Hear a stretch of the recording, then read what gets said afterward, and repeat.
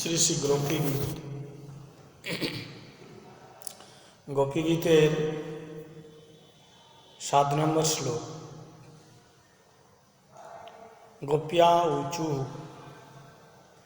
গোপ্যা বহুবচনে, গোপ্যা মানে গোপীগণ বলছেন, চারিদিকে সমস্ত লক্ষ্মী স্বরূপা গোপীগণ আর মাঝে মহালক্ষ্মী স্বরূপা যিনি হচ্ছেন সর্বসম্মোহিনী কান্তা রাধিকা পরদেবতা শ্রীমতী রাধিকা ঠাকুরানী। তিনি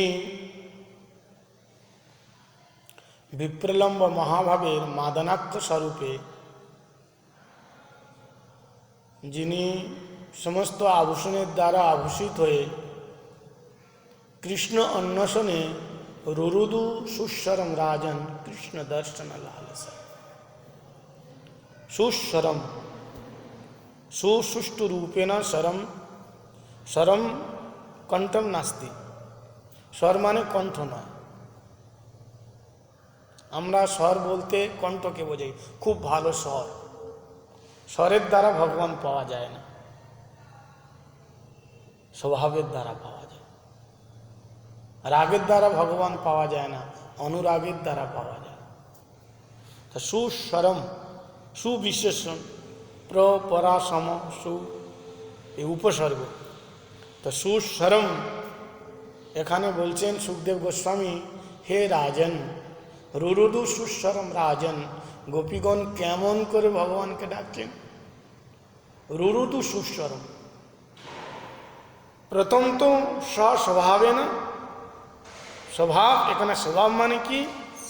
গোপীগণের স্বভাব কি? গোপীগণের স্বভাব হচ্ছে, শ্রীল ভক্তিনাথ ঠাকুর বলছেন কি কৃষ্ণ সেবা করাই গোপীগণের স্বভাব। আর সেই স্বভাবের নামই হচ্ছে ভক্তি। স্বরূপ শক্তি, লাদিনী শক্তি বৃত্তি বিশেষকে ভক্তি বলা হয়। লাদিনী শক্তি, স্বরূপ শক্তির বৃত্তি কি, স্বভাব কি না? কৃষ্ণ সেবা।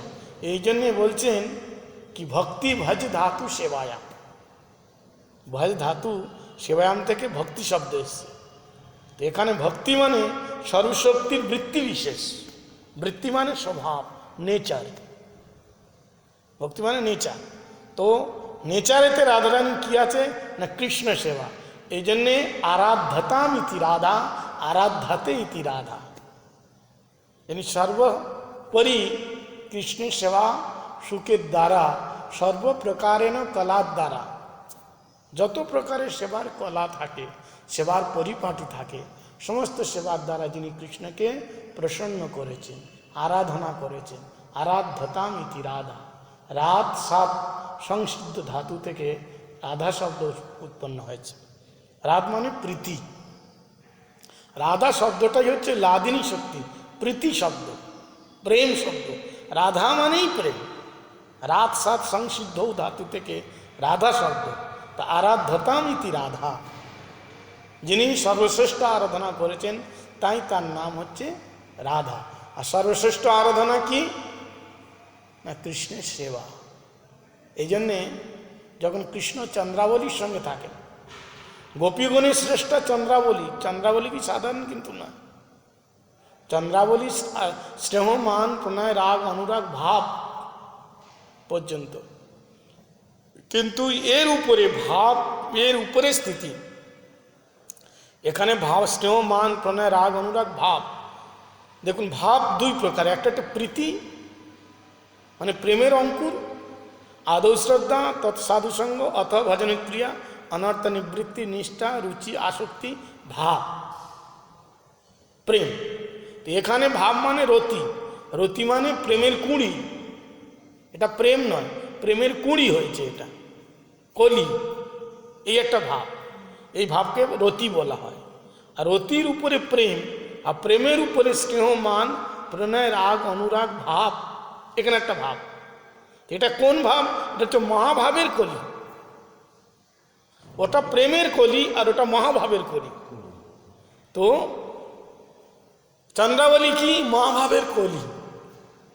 আর রাধারানী কি মহাভাব, আর সেই মহাভাবে সৌরভ, সৌগন্ধ, সৌষষ্ঠ, সৌরভ্য কি, তার মধ্যে মাদন, মদন, মদনাক্ষ, এই সব ভাব, এই চারটে আরো উপরে আছে।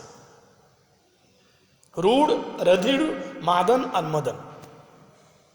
যেমন ফুল হয়, ফুলের মধ্যে কি থাকে, মকরন্দ থাকে, মকরন্দ থাকে, ফুলের মধ্যে মধু থাকে, ফুলের মধ্যে সৌরভ থাকে, ফুলের মধ্যে সৌন্দর্যতা থাকে, লালিত্যতা থাকে।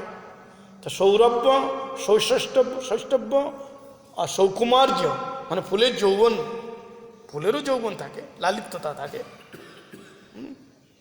ফুলের যৌবন কোন সময়, যখন ফুল কুঁড়ি থেকে ধীরে ধীরে মাত্র যখন খুলছে, সেটা হচ্ছে কৈশোর অবস্থা। যখন পরিপূর্ণরূপে প্রস্ফুটিত হয়ে যায়, তখন সেই যৌবন অবস্থাতে ভ্রমর এসে ফুলের সুগন্ধিকে পেয়ে সেই মকরন্দকে আস্বাদন করে, যৌবন অবস্থা ফুলের ক্ষেত্রে। তা ফুলের যে কুঁড়ি মানে এখন যৌবন আসে না, যে মহাভাবের আগের যে ভাব, সেইটা হচ্ছে চন্দ্রাবলীর মধ্যে আছে। আর চন্দ্রাবলীর উপরে হচ্ছেন গোপীশ্রেষ্ঠা শ্রীমতী রাধারানী। রাধারানীর ভিতরে যখন মহাভাব, কেবল স্পেশালি রাধার মধ্যে কেউ যদি সাধনও করে, এই রস আস্বাদন করতে পারবে না। এই জন্যে কৃষ্ণ নিজে স্বয়ং বিষয় বিগ্রহ হওয়া সত্ত্বেও তিনি রাধাভাব অঙ্গীকার করে সচিনন্দন গৌরহরি রূপে এলেন। এই জন্য শ্লোকে বলছে রাধা প্রণয় বিকৃতি লাদিনী अस्माद् एकात्मना बपो देवगत भेदौतौ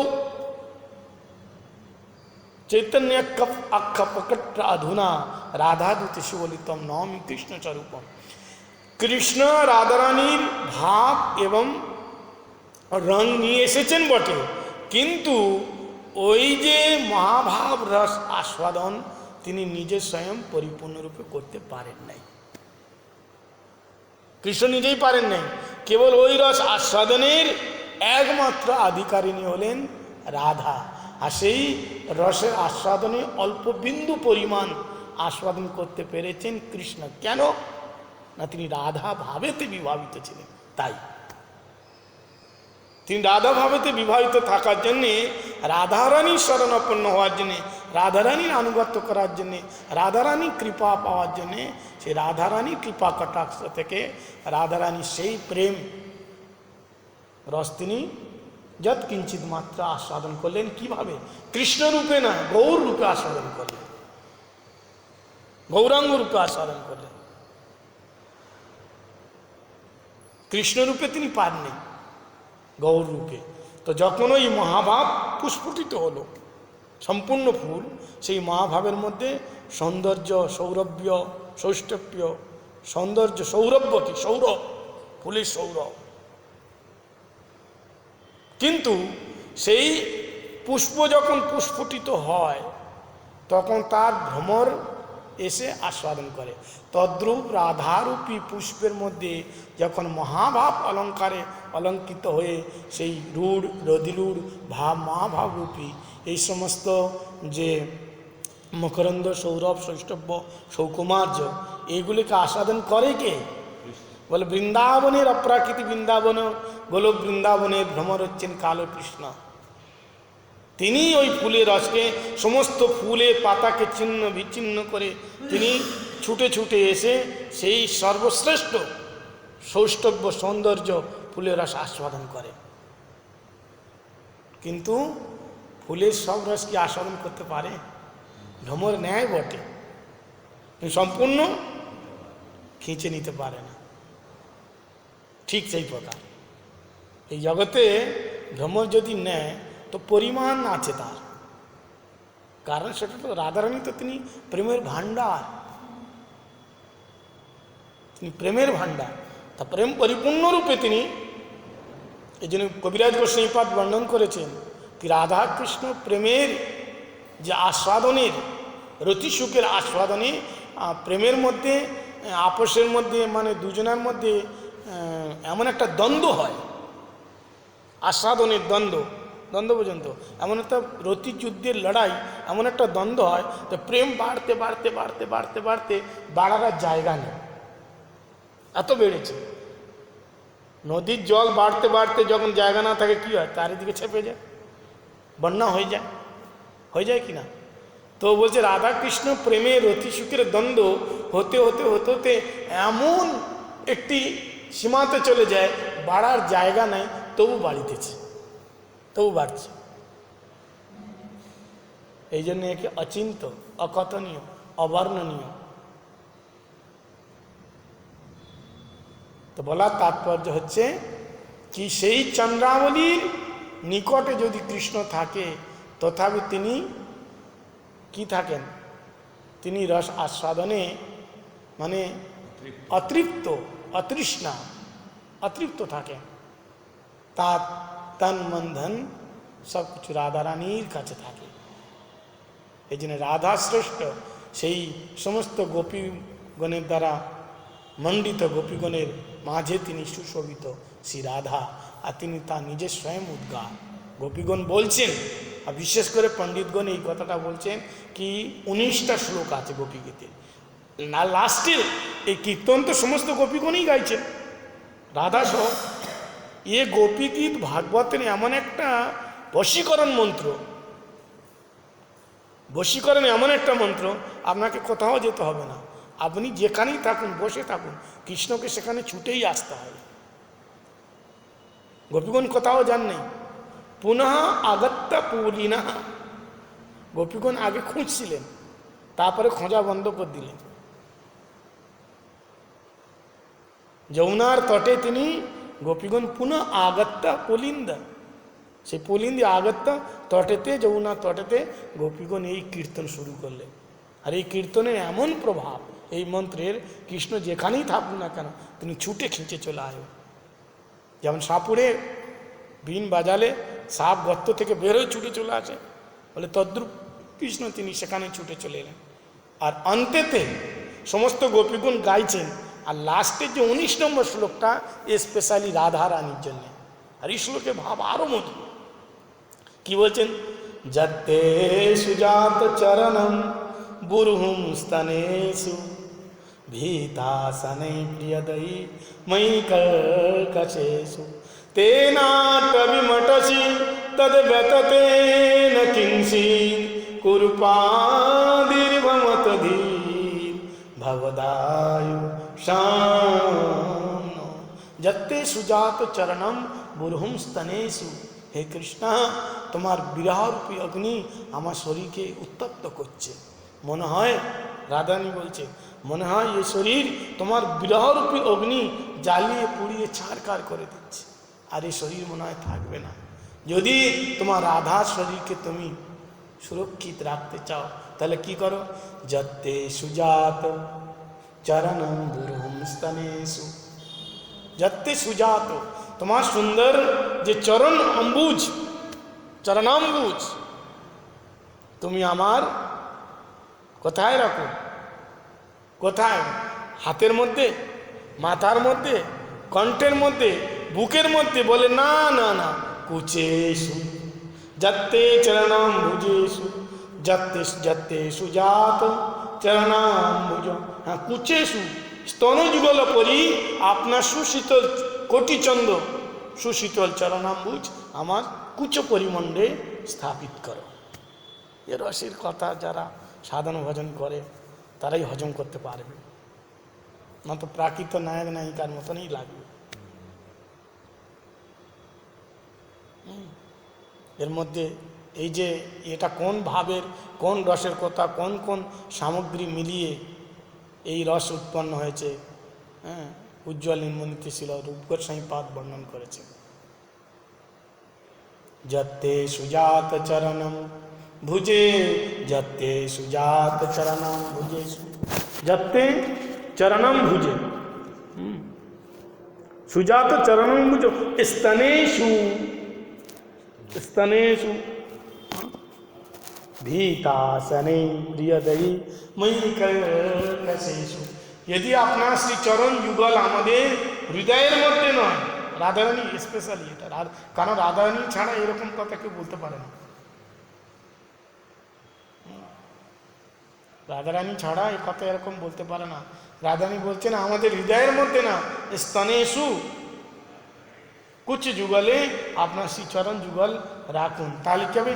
শনেই শনেই ধীরে ধীরে আমাদের বিরহ তাপ শান্ত হবে। এই জন্য চৈতন্য মহাপ্রভু বলছেন অদর্শনাথ হেতু,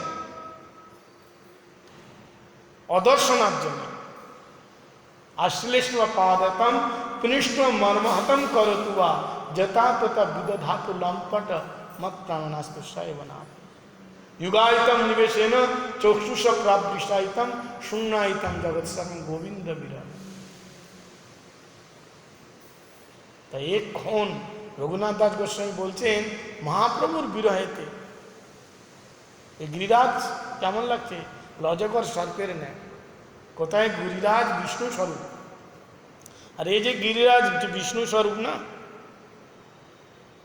এই যে বিষ্ণু, কোন বিষ্ণু? আমরা জানি ব্রহ্মা বিষ্ণু মহেশ, এনারা তিনজন পর্বত রূপে এসছেন। হ্যাঁ, নন্দীশ্বর পর্বত, ব্রহ্মাচল পর্বত এবং গিরিরাজ গোবর্ধন পর্বত, ব্রহ্মা বিষ্ণু মহেশ। এই যে বিষ্ণু, ये বিষ্ণু বলছেন যেখানে কন্দরে কন্দরে প্রমোদ মদন লীলা, যে গিরিরাজের কন্দরেতে প্রমোদ মদন লীলা হয়। মদন লীলা মানে বুঝুন, রাধা কৃষ্ণের অতি সুখ লীলা হয়।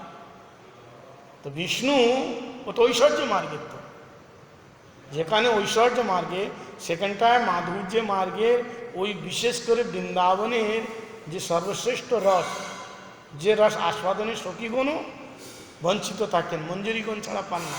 এই জন্য গৌড়ীয় ভজন সর্বশ্রেষ্ঠ কেন বলা হয়? সর্বশ্রেষ্ঠ ভজন গৌড়ীয় কেন বলা হয়? কারণ এই মঞ্জরি ভাবের ভজন, মঞ্জরি রসের ভজন, স্বকীয় গণের ভজনের অপেক্ষা মঞ্জরি ভাব। তো কৃষ্ণ যখন তিনি মঞ্জরি গণে নিয়ে ওই কুঞ্জেতে বিলাস করেন, রাধারানীর সঙ্গে মঞ্জরিগণ সেবা করেন, তো কন্দরে কন্দরে প্রমোদ মদন লীলা, তো তাহলে রসাভাস দোষ হবে, রসাভাস দোষ হবে। একজন যদি সায়েন্সের ছাত্র, তো সায়েন্স মানে কি? সব কিছু প্রত্যক্ষ প্রমাণ দেখাতে হবে তার, প্রত্যক্ষ প্রমাণ। সায়েন্স প্রত্যক্ষ প্রমাণ না থাকলে ওরা পাই টু পাই হিসাব করে বিচার করে দেখে তবে করবে। সায়েন্সের কাছে সাহিত্য কিছু নেই, সাহিত্য তো ভাব, ওরা ভাব মানবে না। যদি বলি ধোঁয়া উঠছে মানে আগুন আছে, আমি একটা অনুভব বলবো, অনুভব প্রমাণ বলবো, ওরা বলে না, ধোঁয়া ওঠার আরও অনেক কারণ আছে। কেন উঠছে? ওটা আগুন জ্বলছে, বা শীতের কারণে ধোঁয়া উঠছে, বা আগুন জ্বলতে জ্বলতে বন্ধ হয়ে গেছে, সে বোঝা অবস্থা থেকে ধোঁয়া উঠছে, এটা আগে তুমি দেখো। কিন্তু আমি ভাবে বললাম আগুন ছিল তাই ধোঁয়া উঠছে, এটা হচ্ছে সাহিত্য। হ্যাঁ, সায়েন্সও ওরকম না, বিজ্ঞান ওরকম না, বিচার বিবেচনা করে সাহিত্য। সেই রকম ঐশ্বর্য মার্গে তার একটা ভাব। দেখুন, গণিত আর সাহিত্য দুটো একদম সম্পূর্ণ আলাদা। গণিত মানে কি? 2 2 4, গণিত বলে দিলেন, 4 হিসাব আলাদা। কিন্তু সাহিত্য এখানে চলবে না, সাহিত্য ভাব, ভাব সম্প্রসারণ বলে না, ও ভাবের দ্বারা আপনি 2 2 4, আপনি 2 2 4 না হয় 5 হতে পারে। কী করে হয় 5? 2 2 5 কী করে হয়? 2 2 তো 4 হয়, কিন্তু সাহিত্য 5 হয়ে যাবে। কী করে হয় বলুন? যখন ভুল হবে তখন 5 হয়ে যাবে।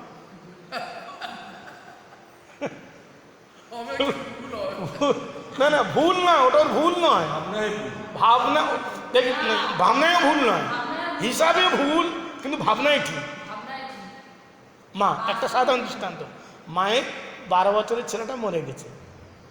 এখন 12 বছরের ছেলে মরে গেছে, এখন সেই 12 বছর পরে 24 বছরের ছেলে দেখে মা কি অনুভব করছে ভাবেতে, আমার ছেলে যদি থাকতো ঠিক এত বছরের, এই 24 বছরে এরকমই ছেলে হতো। ভাবনা করছে এটা, এরকমই ছেলে থাকতো, এটা তার ভাব। তো ভক্তিরাজ্য কি? ভাববাচক। তো গোপী যে শব্দ না, গোপী যে শব্দ ভাববাচক শব্দ। গোপায়তি কৃষ্ণ ধনামিতি গোপী, গুপ্রক্ষ্ণে ধাতু। এটা ভাববাচক শব্দ।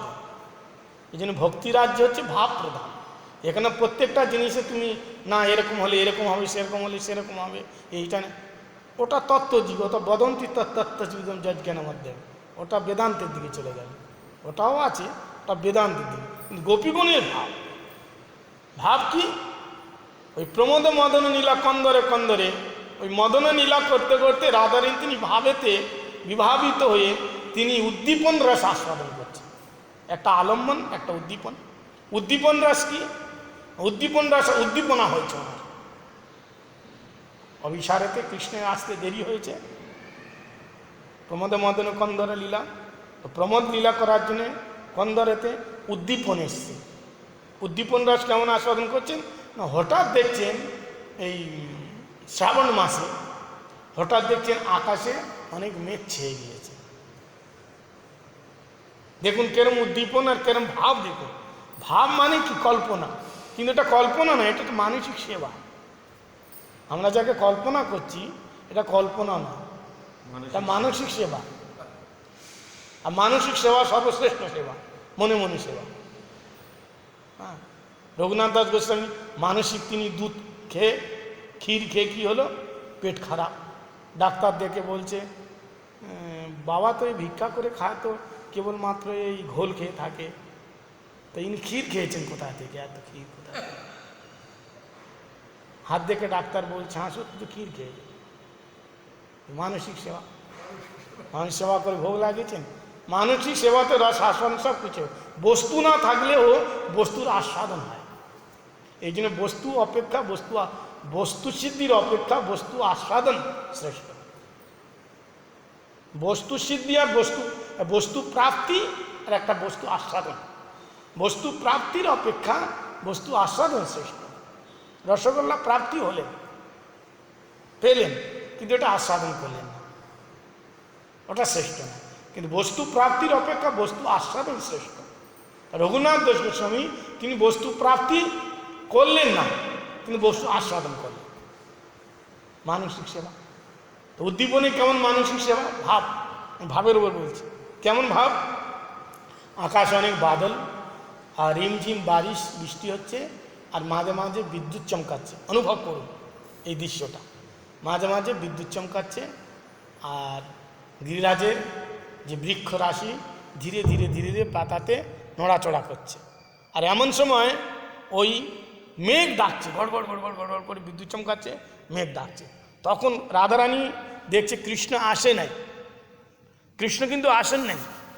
তখন রাধারানী তিনি কি ভাবছেন, যখন ওই বিদ্যুৎ চমকেছে তখন কৃষ্ণ রাধারানী হে কৃষ্ণ হে প্রাণনাথ কাহা যাও কাহা পাও ব্রজেন্দ্র সুন্দর মহাপ্রভু ভাব মূর্ছিত হয়ে গেলেন।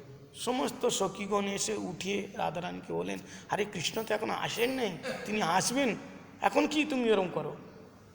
অনেকক্ষণ পরে যখন তার মূর্ছা দূর হলো তখন বলছে কৃষ্ণ এসেছেন বলে করতে বলে ওই দেখো অসত্যি অতসি পুষ্প সংখ্যায়া। হ্যাঁ, বলছে ওই দেখো কেমন কৃষ্ণ রং কেমন। হ্যাঁ, বলছেন নবমিগ্ধতে অভ্রবপুষে তরিতম্বরায় গুঞ্জাবত। এই যে শ্লোক না, এই শ্লোকের আধারে এই ভাব দিচ্ছে। দেখুন আমাদের গোস্বামীগণ যত উজ্জ্বল নির্মণি ভক্তি রসামৃত সিন্ধু এরকম ফাও আকাশে উড়া লিখেন নেই ওনারা, আকাশ কুসুমের মতন নয়। সব বেদ বেদান্ত উপনিষদ সার সবর মধ্যে আছে, কিন্তু সবাই পাবে না। দুধের মধ্যে ঘিও আছে আর দুধের মধ্যে মাখনও আছে, কিন্তু সেটাকে কি করতে হবে? সাধন প্রক্রিয়ার দ্বারা সাধ্য বস্তুকে উঠিয়ে নিতে হবে। দুধের মধ্যে মাখন আছে কেউ দেখতে পাচ্ছে? দুধের মধ্যে ঘি আছে কেউ দেখতে পাচ্ছে? তদ্রূপ বেদ বেদান্ত উপনিষদ ভাগবতের মধ্যে এই সমস্ত কথা আছে।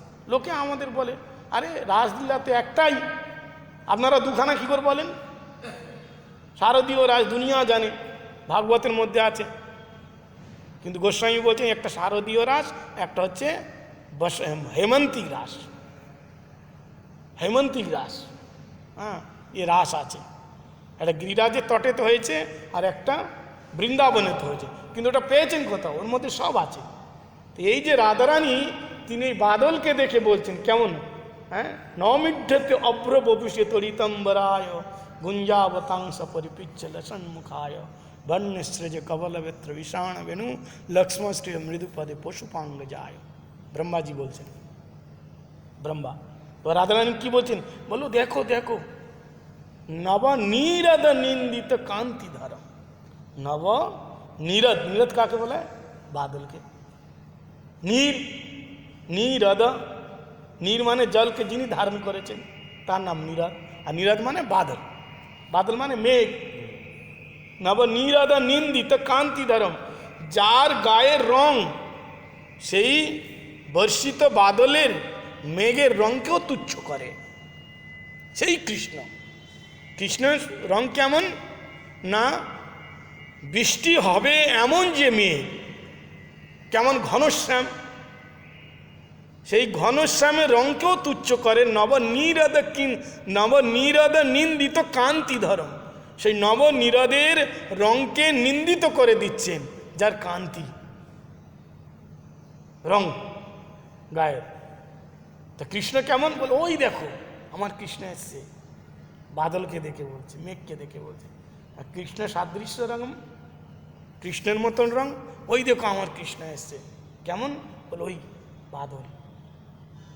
তো রং দেখেই কেবল বলে না, নমিঢ্যতে অভ্র বপুষে, অভ্র বপুষে, বপুষ কেমন, অভ্র, এক শুভ্র এক অভ্র। শুভ্র মানে সাদা, অভ্র মানে যে সাদা নয়। অভ্র বপুষে, শরীর রং কেমন, ওই বাদলের মেঘের মতন। আর কেমন না, তিনি বিদ্যুতের রঙকেও তুচ্ছ করে দেন এমন যিনি পীতাম্বর ধারণ করেছেন। বিদ্যুতের রং কত সুন্দর, কিন্তু কৃষ্ণের পীতাম্বর তার থেকে আরো সুন্দর ঝিলমিল করে। বিদ্যুৎ যখন চমকায় তখন রাধারানী বলছেন, এক তো ওই মেঘটা আমার কৃষ্ণের রঙের, আর বিদ্যুৎ যখন চমকাচ্ছে বিদ্যুৎ, তখন বলছি ওই পীতাম্বর ধারণ করেছেন আমার কৃষ্ণটা, পীতাম্বর ধারণ করেছেন। তাহলে মেঘটা কি না, কৃষ্ণের গায়ের রং কৃষ্ণ, আর যে বিদ্যুৎটা চমকাচ্ছে ওটা কি, কৃষ্ণের গায়ের বসন পীতাম্বর। আর এই মাঝে মাঝে গড়গড় গড়গড় আওয়াজ হচ্ছে, বলে কৃষ্ণ আমাকে বাঁশি বাজিয়ে ডাকছে।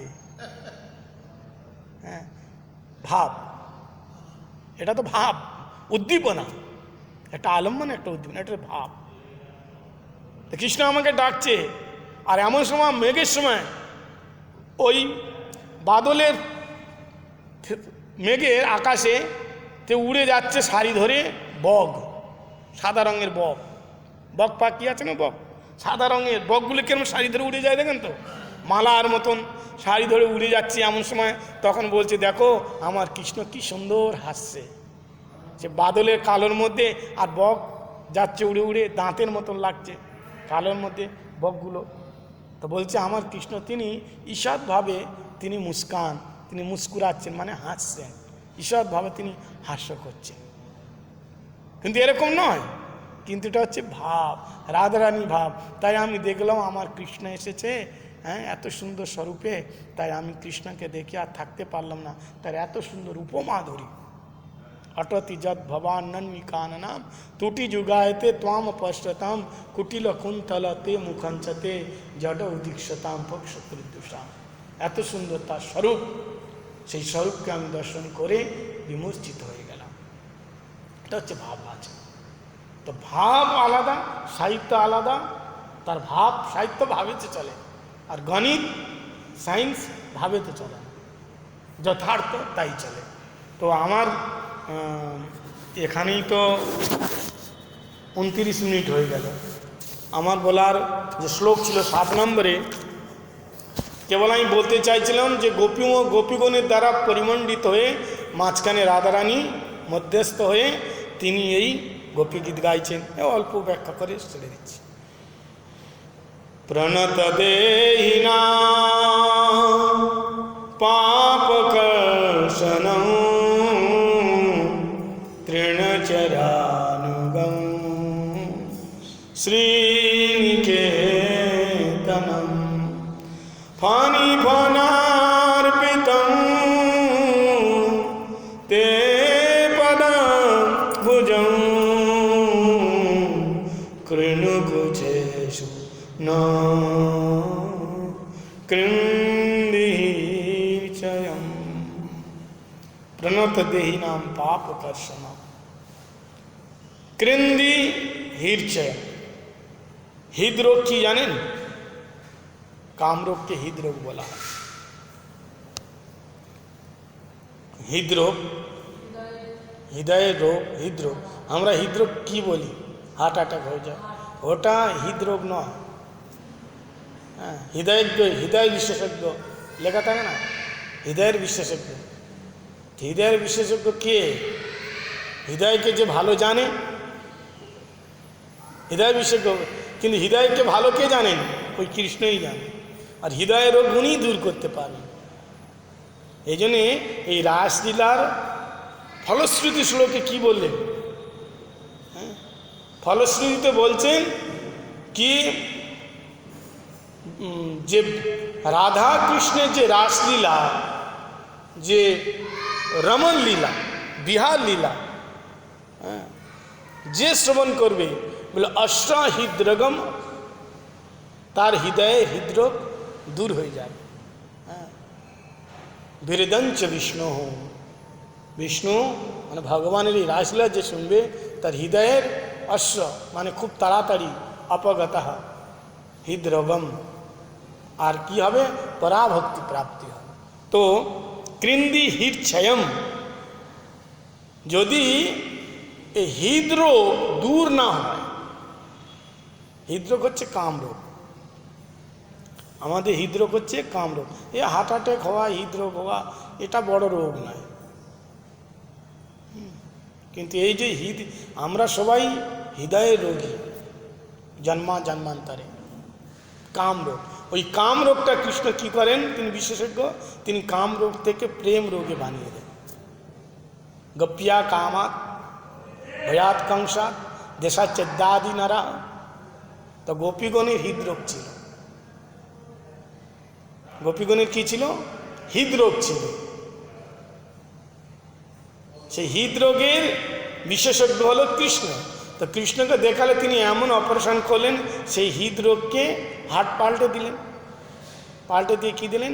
কাম রোগ বের করে নিয়ে তিনি প্রেম রোগ দিলেন। এই জন্য নিঃসম্য গীতম তদনঙ্গ বর্ধনম ব্রজস্ত্রিয় কৃষ্ণ গ্রহীত মানসা अजंगमरन्नम अलक्षितो यमा सजत्र कांत जवलाल कुंडल तद अनंग वर्धनम तद अनंग काम वर्धनम काम के बढ़ने तो भगवान के तीन काम बढ़ान काम कमान बाँशी बाजिए काम बाड़िए दिच्छे तो जोखाने काम माने प्रेम गोपीगণের ভিতরে প্রেম যদি নিঃস্বার্থ আপনাদের পতি পত্নীর মধ্যে ভালোবাসা থাকে সেটাকে কাম বলা যাবে না ওটা প্রেম বলা যাবে যেখানে কোনো স্বার্থ থাকবে না দেখুন আজকে সংসারে এত মারপিট লড়াই ঝগড়া পতি পত্নীর মধ্যে বা যে কোনো মানুষের মধ্যে যে আপসের মধ্যে মিলন ভালোবাসা কেন না কেন ভালোবাসা না স্বার্থের জন্য আর বিনা স্বার্থে যদি হয় তাহলে কিন্তু ওখানে লড়াই হবে না এইটাই হচ্ছে প্রেম প্রেমেতে কি হয় আমি নয় শুধু তুমি নিব না শুধু দিব চাইব না শুধু চাইব না আমি কেবল তোমাকে আমি দিব পাবো না পাবাবো হাসবো না হাসাবো কাঁদাবো না শুধু কাঁদবো गोपीगण बोलचेन हे प्यारे यदि हमें रुलाने से तुम्हें आती है हंसी यदि हमें रुलाने से तुम्हें आती है हंसी तो हम रो रो करके तुम्हें हंसाया करेंगे कृष्ण के बोलचेन यदि आमाके काँदाले तुम प्रसन्न थाको ताले सारा जीवन जुग जुगान्तर केंदे केंदे आमरा तुम्हाके प्रसन्नता राखबो खुशीते राखो एरकम आछे संसारे प्रेम কত বড় কথা শিক্ষাষ্টকের মধ্যে বলছেন কৃষ্ণকে লম্পট বলে সম্পর্ক করে আবার বলছেন আশ্লেষ পাদরতম কনিষ্ঠম মর্মহতম করত বা যথা তত বিদধাতু লম্পট আমাকে চরণে দাসী করে রেখো আর আমার সঙ্গে হে লম্পট শব্দের ব্যাখ্যা বহু রমণী রমতে ইতি লম্পট।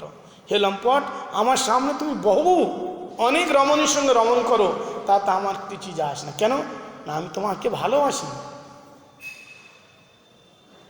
আমার তুমি যদি বহু রমণীর সঙ্গে রমণ করে তুমি যদি প্রসন্ন থাকো, তা তোমার প্রসন্নতে আমি প্রসন্ন। এইটাই তো ভালোবাসা। না আমার ছাড়া কেন অন্যের কাছে যাবে, আমার ছাড়া কেন ওকে খাওয়াবে, আমার ছাড়া ওর সঙ্গে কেন কথা বলে, এটা স্বার্থ হয়ে গেল। গুরু মহারাজ একটা কাহিনী শোনাতেন এই প্রসঙ্গে। একজন কুষ্ঠরোগী,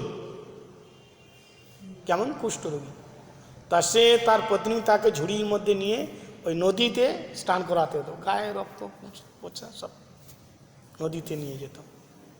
তো ধীরে ধীরে ধীরে ধীরে গলে যাচ্ছে আর কি, কুষ্ঠরোগী, বৃদ্ধ শরীর একদম, কিন্তু তিনি পতিব্রতা স্ত্রী, তার পত্নী পতিব্রতা। তো স্ত্রী তার ওই পতিকে ওই মাথার মধ্যে নিয়ে করে যায় আর স্নান করায়। তো ওই দিনে নদীতে একজন 16 বছরের খুব সুন্দরী একজন যুবতী এসছে। তো ওকে যখন স্নান করাচ্ছিল ওনার স্বামীকে, ওর স্বামী এখন ওই ষোড়শীয় বর্ষীয় যুবতীকে দেখে তার মন বিচলিত হয়ে যায়। আর বিচলিত হয়ে যাওয়ার পরে এখন তার স্ত্রীকে বলছে কি আমার মন বিচলিত হচ্ছে, আমার মন চায় কি আমার সঙ্গে কথা বলি, আমার সঙ্গে মিলতে চাই। তখন তার পত্নী কি বলছে দেখুন, এইটাই নিঃস্বার্থ প্রেম, ভালোবাসা। যদ্যপি জগতের প্রেম নয়, জড়। তার পত্নী সেই 16 বর্ষীয় যুবতীর কাছে গিয়ে হাত জোড় করে বললেন কি আমার পতিদেবের ইচ্ছা কি আপনি একটু পাশে বসে তার সঙ্গে একটু গল্প করবেন, এটা আমার ইচ্ছা। আর আজকালের হলে জলের মধ্যে ডুবে থাকতো, ওখানেই ডুবে মেরে দে, বল তুই পড়ে মরছিস, আমি তোমার পত্নী আছি, আমার দিকে দেখার তোর নজর নেই, ওটার বসার তোর শক্তি নেই, আর অন্য দিকে তোর নজর, তোর নজরে মারি গুলি। ওইখানটাই ওর ডুবে দিত না, বিসর্জন করে দিত। 8 বছর আবার হবে, আবার মাকে আনতে হবে, বিসর্জন করতে। হ্যাঁ কি করতে, আরে শুধু পতিও তাই করবে, তো তার স্ত্রী যদি অন্য কার দিকে তাকে পতিও তাই করবে, ডিভোর্স দিয়ে দিবে কি না, তুমি দিয়ে দিবে, হাসছে, দিবে কি না সাধারণভাবে, তাহলে এটা কি তো তোমার শরীরের ভালোবাসা হলো, শরীরের তো একটা হলো, তো স্বার্থ হলো। তো গোপীগণ বলছেন হে লম্পট, আমার ছাড়া আরও অন্যের সঙ্গে থাকো, অসুবিধা নেই, কিন্তু পৃষ্ঠ মাপ, তুমি পাদরতাম, পাদের চরণে দাসী করে দেবে। তো এখানে কৃন্দি হিচ্ছয়, হৃদরোগ কি, হৃদরোগ হচ্ছে গোপীদের এখানে 2 প্রকার, হৃদক্ষয়ম, কাম রোগকে ছাই করে দাও, দূর করে দাও, আর প্রেম রোগকে বাড়াও, প্রেম রোগ। কারণ যতক্ষণ হৃদয়ের মধ্যে কাম থাকবে, কাম মানে কেবল ভৌতিক শরীরের যে ভোগ বৃত্তি নয়, কাম মানে অনেক প্রকারে, কামনা বাসনা, কামনা বাসনা, এই যদি এগুলো থাকে আপনার সাধন ভজন হবে না। আপনি মনে করছেন 100 বিঘে জমি আছে, আরও যদি 10 বিঘে হতো ভালো হতো, 110 বিঘে হয়ে যেত, 110 বিঘে হয়ে গেলে আরও যদি 4 বিঘে হতো 114 বিঘে হয়ে যেত। কামনা বাসনা এই কাজটা করলে, যদি আপনার মনে হয় না আজকে ঠাকুরটাকে এইভাবে সাজিয়েছি, কালকের এইভাবে সাজাবো, কালকের এই পোশাকটা পরিয়েছি, আজকের এই পোশাকটা পরে দেখি কেরম লাগে দেখতে, এইটাই তো ভালোবাসা। হ্যাঁ, আজ হরিকথা শুনেছি 1 ঘন্টা, খুব ভালো লেগেছে, কালকে আমি আরও বেশি করে মনোযোগ সহিত হরিনাম করবো, হরিকথা শুনবো। এইটাই সাধন ভজনে এইভাবে উন্নতি করতে হবে। তো হৃদয়ের মধ্যে কেবল শারীরিক সম্বন্ধেই কাম নয়, কাম অনেক প্রকার, এই জন্য অন্নাভিলাষিতা শূন্যম, অন্নাভিলাষিতা থাকতে হবে, সব কামের মধ্যে পড়ে। তো প্রণত দেহিনাম পাপ কর্ষণম, এই শ্লোকের সাধারণ একটা অর্থ বলে সমাপ্ত করুন, আধা ঘন্টা হয়ে গেছে। প্রণত দেহিনাম, কৃষ্ণ যখন তিনি গোপীগণকে ছেড়ে তিনি যখন লুকিয়ে পড়লেন, তখন গোপীগণ কৃষ্ণকে পাওয়ার জন্য কীর্তন করতে করতে 7 নম্বর শ্লোকের মধ্যে তিনি বললেন त्रिनाचुरानुगम, त्रिनाचुरानुगम मतलब 3 के চরে কে? ঘাস কে খায়? গরু। তো বলছেন হে প্যারে, হে শ্যাম সুন্দর, এই 394 আপনাকে কে বলেছে এই গাভীদের পিছনে পিছনে ছোটা? যে চরণ নিয়ে আপনি এই গাভীদের পিছনে ছুটছেন, ওই চরণ তো গোপীদের হৃদয়ের মধ্যে থাকার কথা। শ্রীনিকেতনম, ওই চরণের অধিকারী একমাত্র শ্রী রাধা, রাধার নিকেতন, রাধার নিবাসস্থান।